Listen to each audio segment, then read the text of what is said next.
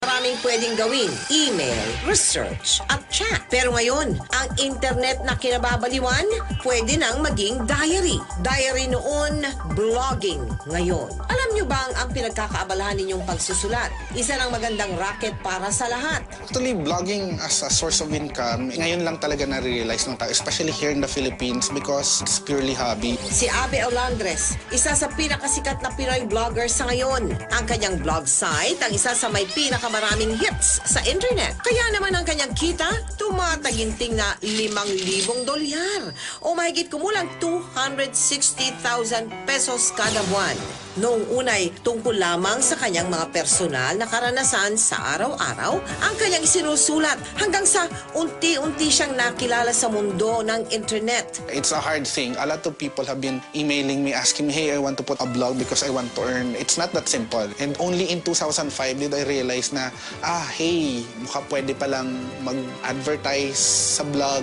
It takes time and a lot of effort and a lot of patience. Malaki ang kita kung masipag kang magsulat. You know, it entails discipline din. Kasi nga, at the end of the month, kumbaga, mag-aantay kung magkano kikitain mo. Kaya ang payo ni Abe sa mga nagnanais pasukin ang racket na ito. Being a professional blogger, no, there are two ways. The fastest one is to apply on companies. The other one naman, independent bloggers. Yung mga independent professional bloggers are the ones who really start from scratch. Isang technology blogger din, si J. Angelo Racoma. By profession, I'm an economist. When I was working in the corporate world and government, syempre kita ko hindi mo ganong kalaki. Medyo limited. And it's fixed. I used to look into writing as pandagdag lang.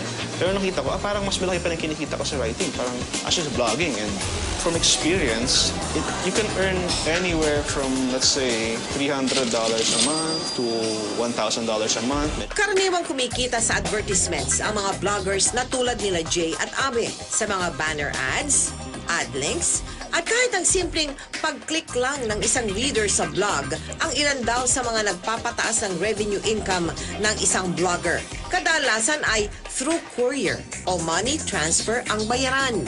So ang challenge doon, kung paano palakihin yung traffic mo, yung readership mo, it's called monetizing. So the challenge is how you monetize your audience. Sa pangkalahatan, ay isang magandang alternatibo pa rin daw ito, lalong-lalo na sa ating mga Pilipino.